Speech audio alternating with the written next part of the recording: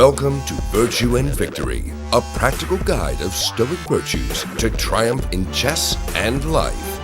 Adam Farr is a father, entrepreneur, aspiring Stoic, and amateur philosopher.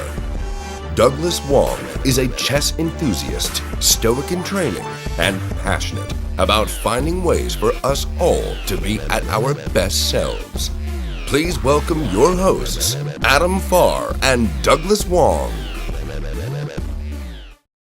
For those watching the full video, Adam and I had an opportunity to sit together at Empanada Co.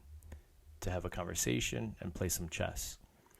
We'll show the chess game and analysis with a virtual board so that you can follow along. Enjoy this episode of Virtue and Victory, Tending to Your Garden. Adam, it's so great to be with you here again. I recently came across a quote that has stuck with me and I thought would be perfect for our conversation. A lot of people struggle with sleep because sleep requires peace. To me, it can be sleep, it can be anxiety, it can be depression, stress, or many other symptoms. And we have a choice with how we address it. If I can't sleep, I could take a sleeping pill, or I can choose to address why I am not at peace. And so, Adam, I think maybe we kick off this conversation with, what would the Stoics say about that? Like, what would be the Stoic view? It's a really, really good question and really good thought. I appreciate you sharing that with us today, Doug. I think it's a question that's probably been asked in different ways through different generations and different times. One of the things I love about discourses, really the teachings of Epictetus, is he asks a lot of questions. And one of the questions you'll see throughout is, what should we do then? Question mark. That's a powerful question. What should we do then? And he answered it in a couple of different places. But in Discourses 1:17, Epictetus said, make the best use of what is in our power and treat the rest in accordance with its nature.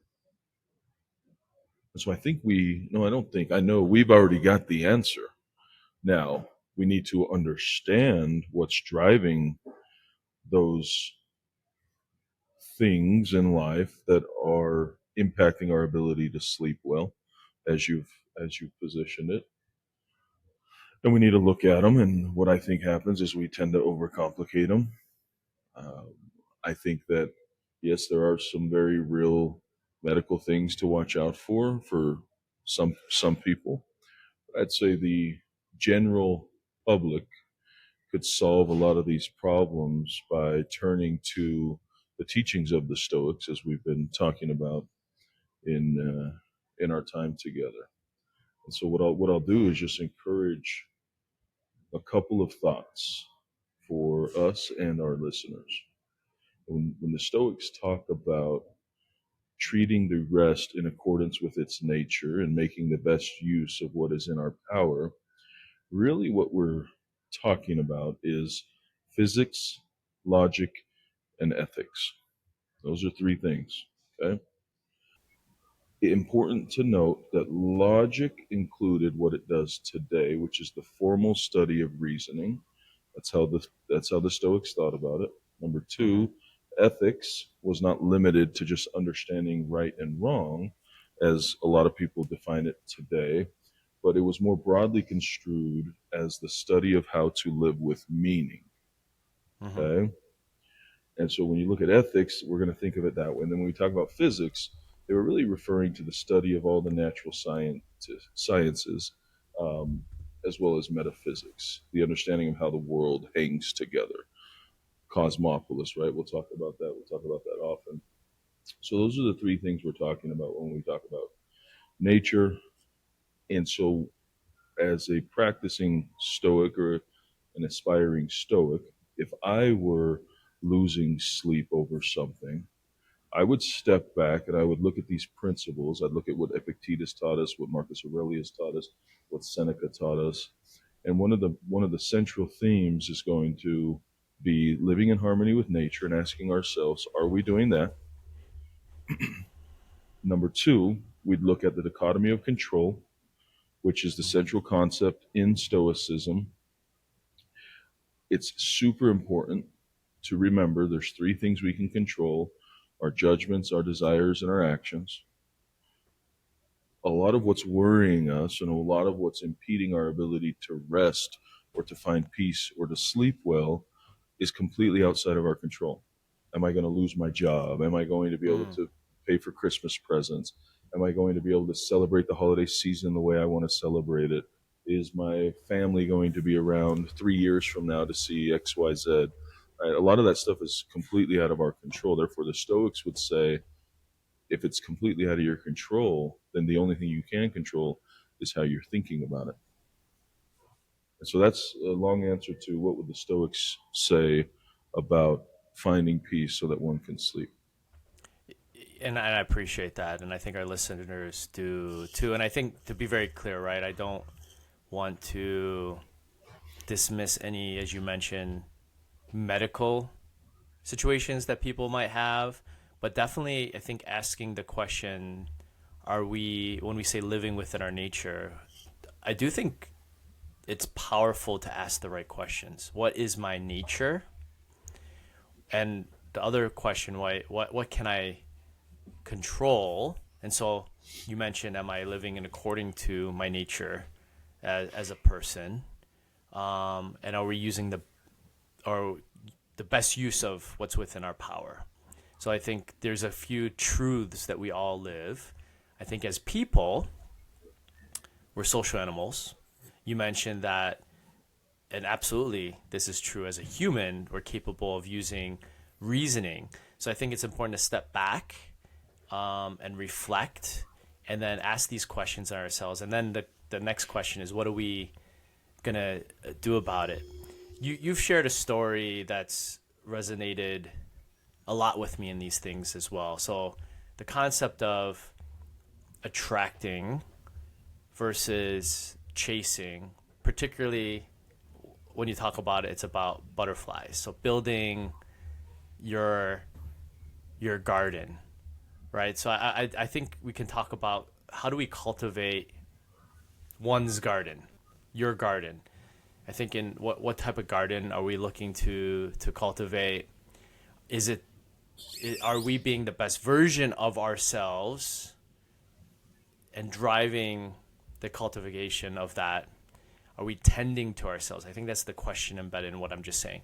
Are we tending to ourselves so that we can be better members of our community? Are we in the best position ourselves? So can you share your thoughts of attracting versus chasing? What does that mean? And the story about the butterfly garden. Yeah, no, I love it because I think it's relevant to folks.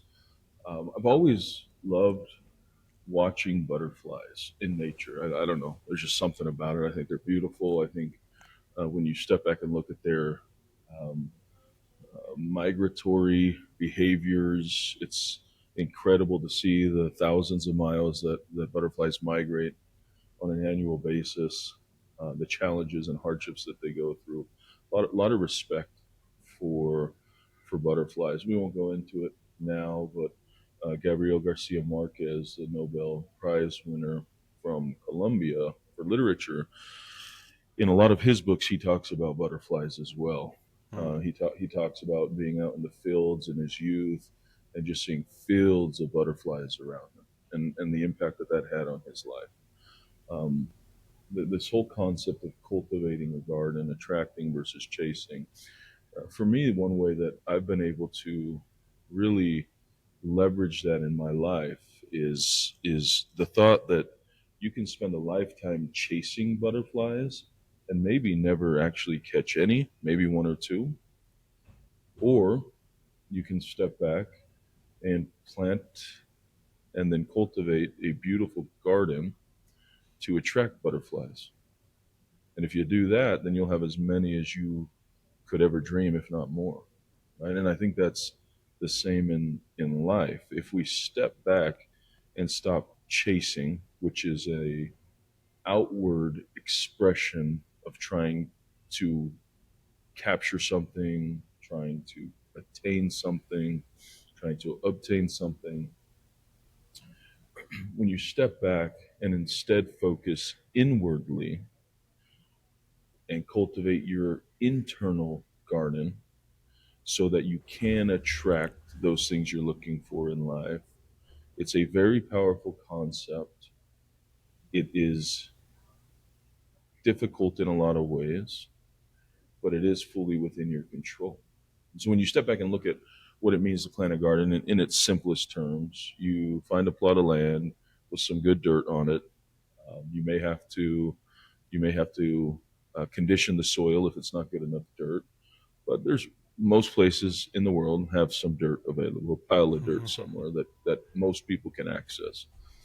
You choose what type of plants you'd like to cultivate, and you plant the seed, you water them, you make sure that there's plenty of sunlight, you pull the weeds, you keep pests away, and a few months later, depending on the crop, you'll have vegetables, fruits, food that you can harvest and live off of, right? And when we talk about cultivating your internal garden, it's very much like cultivating your external garden.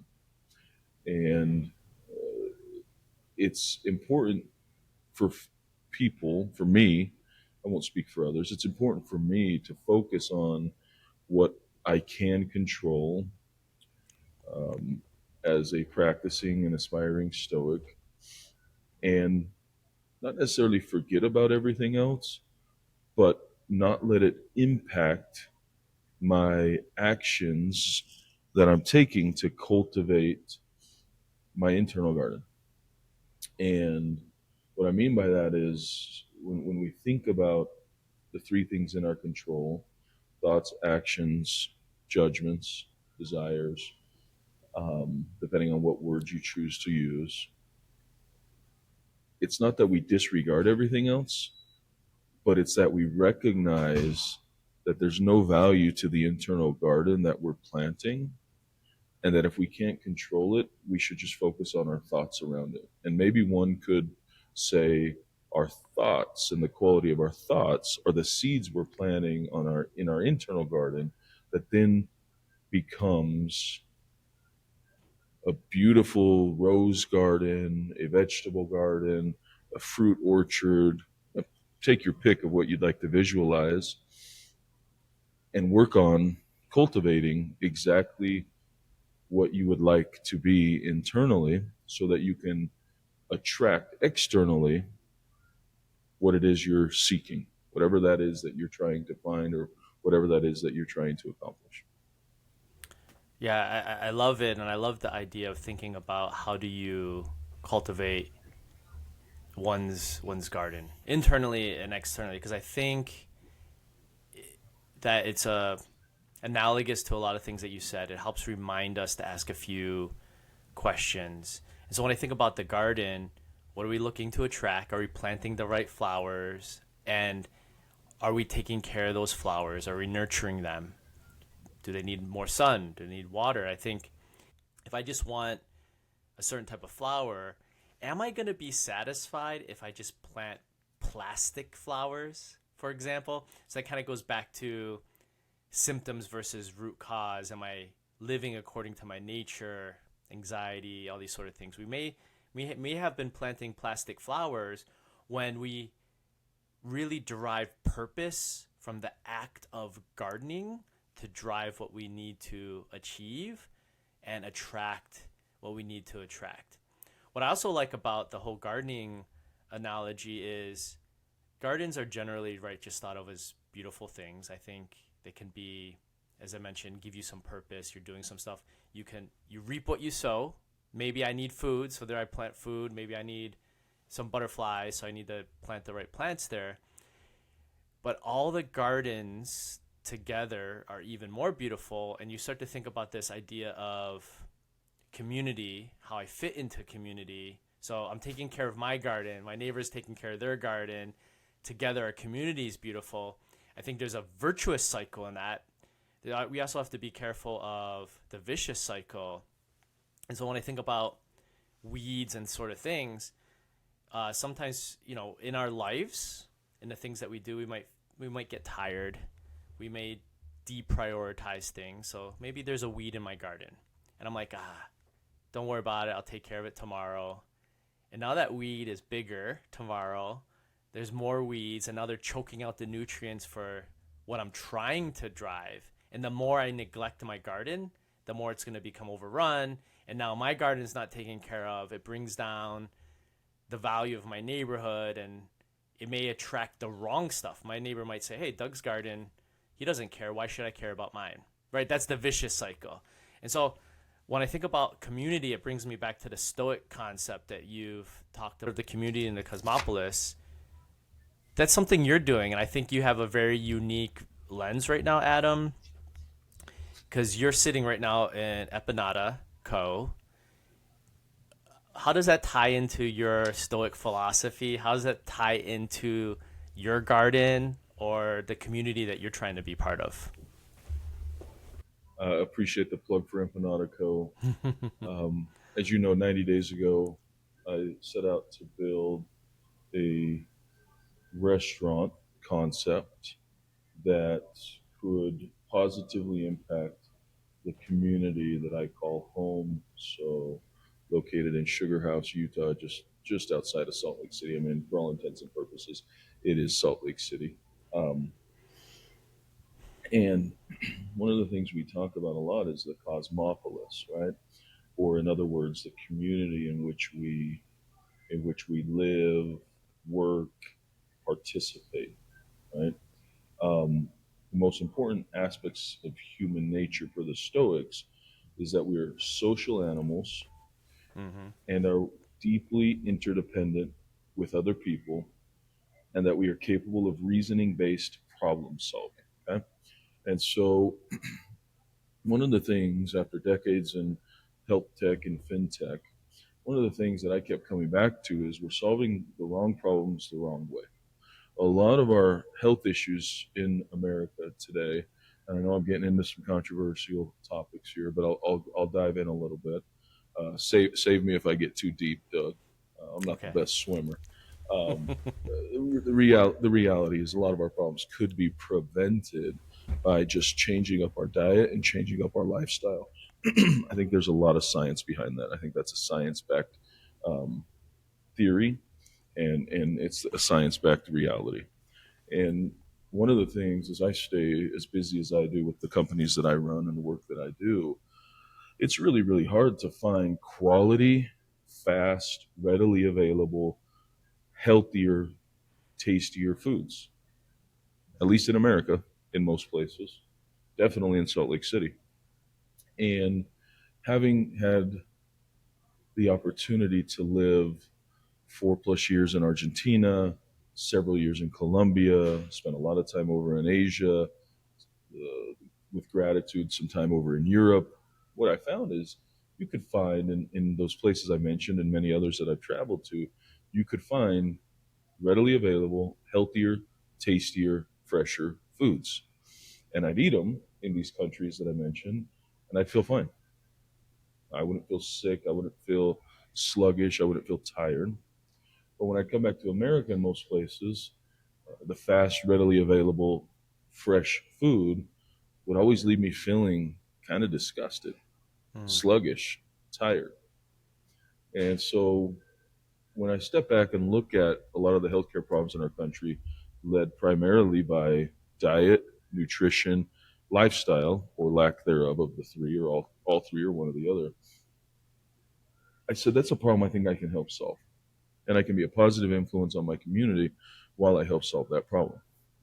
And so what I did is I stepped back and said, how do I get a fresher, higher quality, tastier product readily available to as many of those in my community as I possibly can. And from there is born Empanada Co. And we opened the doors a couple weeks ago, about 2.5 weeks ago, and and with gratitude, I'm happy to share that we've sold out of our product every single day. Now, one could argue, well, you're just not making enough product, and I'll say, you're probably right, and I'm trying to make more. But when I launched this with that thesis of I think people want healthier, tastier, fresher foods, Hmm. and by giving that to the community, we can help alleviate some of the health problems out there, and we can help people feel a little bit better. And if people feel a little bit better, they'll live a little bit better. That's how I decided to participate in my community, in the cosmopolis that I live in. And I'll tell you, one of the greatest joys over the last several weeks since we opened the doors has been just the conversations with folks in the community, conversations with my neighbors, conversations with people about how we can positively impact the world we're living in. And whether it's stepping back and creating a restaurant with zero restaurant experience outside of working at McDonald's for a few months when I was 14 years old, um, then maybe that's what we need to do is we need to step back in general and ask ourselves, how do we then live according to nature as Epictetus posed to us? And how do we take the dichotomy of control, the disciplines of desires, how do we take these teachings and how do we move about our personal chessboards in life to make the right decisions, to cultivate the internal garden, to positively impact the cosmopolis that we all live in. And these are a lot of really deep questions. I'm rattling them off like it's easy. Nothing easy Hmm. about any of those questions that I just asked, but it's something that I would encourage folks to think about, to really take some time to meditate on the answers to those questions from a personal perspective, really take a personal audit of where one might be in their life, take a personal audit maybe of why we feel the way we do, maybe take a personal audit of as you say, a life audit of our values and how those compare to how we're spending our time, and if the call it goals we've set in life aren't being achieved, we need to then look at where where are our priorities and how are those priorities impacting the actions we're taking. I mean, very simply, right? If I want to lose, let's say this is a great time to talk about it, New Year's resolution. Okay, Yeah. January 1st coming up. Everyone gets out there and writes 3 or 4 things down. I'm going to do this, I'm going to do this, I'm going to do this, right? Reality is, and data shows us that within 3 weeks, most people have abandoned those New Year's Mm. resolutions. Yeah. Okay, and the reason for that, it's very quite simple. Either A, it wasn't really a goal, and it wasn't really a priority to begin with. B, they didn't write it down, or C, we've got a discipline issue. Okay, which means it wasn't really top of mind and really what you wanted to achieve. So let's just take very simply this whole concept of discipline. Okay, and then let's talk about this life audit. If my priority is living my best life, and I understand that in order to live my best life, I need to be as healthy as possible, and I understand that a big part of health is eating well. Hmm. If I go to a fast food joint that is deep frying the food, high fat content, a lot of preservatives, if I'm going to those type of establishments for breakfast, lunch, and dinner, and then I'm stepping back, taking a life audit, asking myself why I'm not feeling my best, why I'm not achieving my goal for the year. Let's say you set a weight loss goal. That's a very typical New Year's resolution for a lot of people. I want to lose 20 pounds. I want to lose 30 pounds this year. I want to lose 40 pounds this year. All right. But I continue to go to fast food joints and order fries and a drink and a preservative filled handheld. I'll just say it that way. my actions are not tying to my goals, therefore my priorities are wrong, and the actions I'm choosing are not aligning to the goal that I've set. So it really boils down to quality of decisions, quality of Yep. the actions we're taking, right? And so I think it's a good opportunity being at the end of 2024 to take stock of and a life audit of where we are. Are we where we want to be in all aspects of our life? How is our internal garden doing?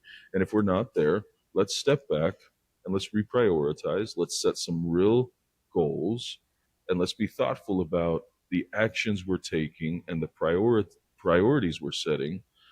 And I think people would be very surprised how quickly they can live the life they want to live by just resetting after taking this life audit, resetting priorities, disciplining themselves to take the action necessary, setting the goals against where they would like to be 2 weeks from now, 6 weeks from now, 12 weeks from now, 52 weeks from now.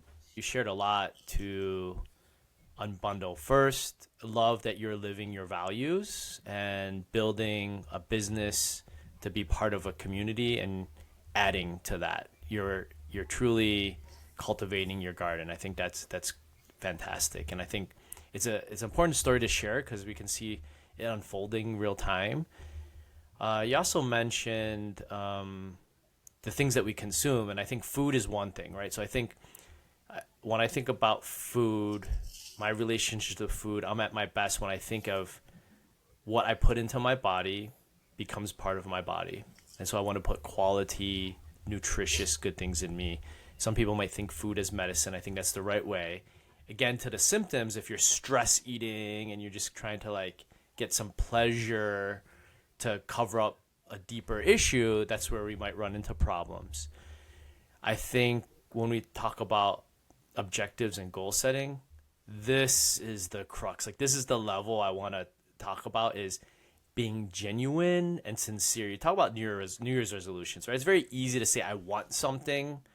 We can fantasize, we can daydream, but if we're not taking action and we're not doing the things that lead us closer to what we want, then that's all they are, right? They're just things that we say. I don't think we're being genuine, sincere to ourselves if we have a goal that's not realistic or not aligned to who we are. Because I think there's a lot of conversations about folks pursuing their passions. I think passion is when your thoughts, your soul, and your actions are aligned. It becomes seemingly magical versus when those things are not aligned and it's like you're grinding against the flow of life and you're not at your best self. So I think a lot of things to unpack there, but I really like that we can list some practical things that people can start to think about now for the quality of their decisions. So again, really good on things that we can do, ways to think. I'd like to share a story because when we think about stoicism, I also think people may misconstrue what it means to be a stoic. Like maybe you don't care about things, but I think it's being careful of what you assign value to. We mentioned a lot in this conversation zooming out, which I think is super important. How do things tie into each other? And I do think when I think about the symptoms of like being at peace, we do assign value to things that might not have a value. So one of the stories that I always kind of think about to help me center myself is a story of a farmer. So there's a farmer and his son, and they have a beloved horse who helped them on the farm to earn their living. And one day came along and the horse ran away. And the other villagers or the neighbors of the farmer, they're like, "Hey man, your horse ran away. That's horrible. That's very unlucky." And the farmer, his reaction was like, "Maybe, right? I don't know." A few days later, the horse came back to the farm, and when the horse came back, actually brought a pack of wild horses back to the farm, and everybody's like, "Wow, you're so lucky." He brought several horses with him, and the farmer was like, "Maybe." As the days went on, the son was working to break in and tame the wild horses, and one of the horses threw him into the ground and he broke his leg. Everybody's like, wow, your son broke his leg. That's horrible. What terrible luck. Maybe. Later, soldiers from the National Army came in through town looking to recruit all the males for the army, and they didn't take the farmer's son because he had a broken leg. And they're like, "Wow, your boy didn't have to get conscripted into the army. That's amazing. Well, how lucky you are." Maybe, right? And I think that story reminds us kind of like not assigning value in what the Stoics would say. Hey, we have to be very careful to say something is good or bad. When we lead to a journey, we control what we control. All those things in that story could not have been controlled, but the reaction can be controlled. I think you have a couple of stories about that too, as you build your garden. Some things happened at Epanada Co. Yeah, thanks, Doug. And I'll reflect on that story for a moment. Right? There's a lot of things in life that we cannot control. Right? We'll talk about the dichotomy control throughout every single episode, I'm sure. Right? It's our thoughts, our judgments, our desires, our actions. That's it. That's it. We can't control what happens to us. All we can control is what we think about it. And it's something I reflect on probably 90% of my day. If I'm quiet and you're sitting next to me, I'm just thinking about my thoughts, which is Mm-hmm. wild to think about, right? But it all boils down to how we're thinking about what's happening to us. And I'll tell you, one of the ways I've found a lot of peace in life is to Mm-hmm. control the quality of my thoughts. Right. Mm-hmm. So you mentioned stories. I'll give a quick one. Right? When you're building a new restaurant in Salt Lake City, and I'm sure many cities across the country, one of the things you have to do is go through a certification process or an approval process. And you've got multiple agencies through the city and state that have to certify you as being allowed to open a business. When you're a restaurant, you're going to go through city inspections, you're going to go through a fire marshal inspection, you're going to go through a health department inspection, you're going to go through multiple different tax inspections. It's no easy process. Um, some of those inspections went really, really well, super easy, understood what was going to be expected, and I was able to plan ahead. One of them, and I won't mention it, was interesting. The person that walked into the inspection um, was very interesting. And one of the things that we saw was the things that were being called out by this person weren't necessarily requirements and were more opinions. And when this person left, having given me a handful of things that needed to be done before this person would sign off on approving the establishment, I had a choice to make. I had a choice to make in what I was going to think about the things that this person shared when they were here. Um, and that's real life application of Stoicism.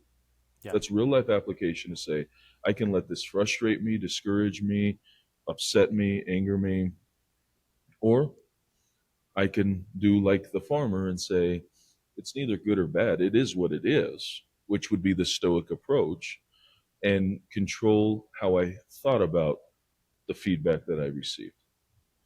A couple weeks later, the reinspection happened. It was a different person this time, and that different person came in, was here for maybe 45 seconds, and said, "This is awesome, great job, good to go. You've got our approval." And it was really that simple, very reasonable, very good, thoughtful approach, which is what I would have anticipated the first round, right? Mm-hmm. And it was night and day different than the first inspection from this person's colleague, and it was it was an opportunity to reflect on, had I let the original inspection anger me, frustrate me, distract me, maybe this one wouldn't have gone so good. Mm-hmm. And so I always like to step back and reflect on what lesson do I need to learn? What is the growth opportunity here? right? What is the opportunity to put into practice the stoicism or stoic approach that we talk so often about? And really, it boils down to how I think about the thing that's happening and controlling in every moment how I allow myself to think about the thing that is happening. Yeah, I think it's how you ingest the information. You control that, right? You control your thoughts, and you also control the way that you're going to respond and use your energy, right? I think everybody has a life journey. As we go on the journey, there's obstacles and challenges. What do you do with that? Are you learning from it? Are you reflecting on it? Are you letting it distract you? Do you give up? Right? We have choices, and I think it's the quality of the choices that we make as individuals, because we control that, lead to the quality of the outcomes. And so, like, I like to get back to a few of the things you started on, Adam, which is some very practical things. You mentioned New Year's resolutions, which I think you're right. This is a perfect time to break those up, right? So I think I would encourage everybody to, number one, clarify priorities. You mentioned just taking an audit, right?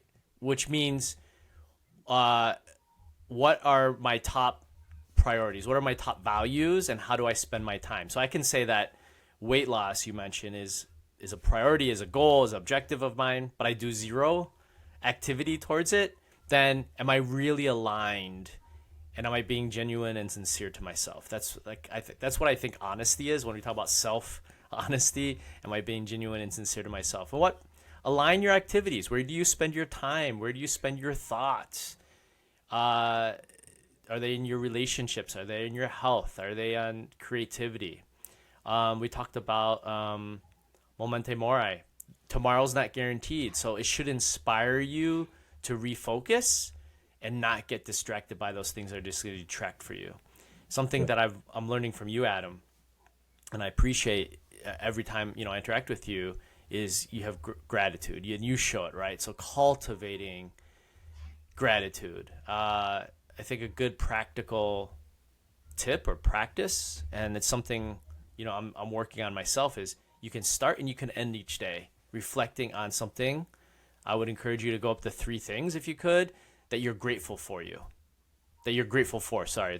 So they're very simple things, right? It could be simple. I'm alive. I'm grateful for that. How amazing is that? And I get to spend time talking with you and sharing with our audience. Yeah. Any other tips that you would add? I'll go back to what we talked about Mm-hmm. in the pilot, beginning with the end in mind, memento mori. I'm glad you just brought that up because it's so critical. If we zoom out and look at our Mm-hmm. life in weeks, and if we were to take a piece of paper, just do a quick exercise, and put a pencil mark for 4,500 weeks, which if we're lucky, Mm. we'll get to live that many weeks. And then if you take it and circle every single one of those dots for the weeks you've already lived. I just turned 40. Not ashamed of it. I love it. I own it. I love where it is because there's nothing I can do about it, right? That's 2,080 weeks plus 3 or 4 since my birthday.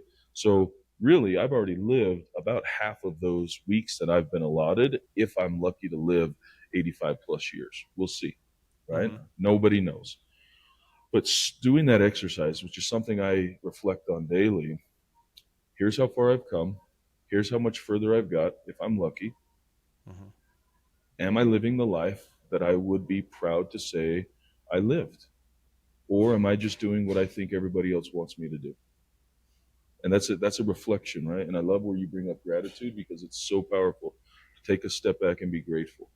And like Dale Carnegie talks about, the only way to accomplish what we want to accomplish in life is to help other people accomplish what they want to accomplish.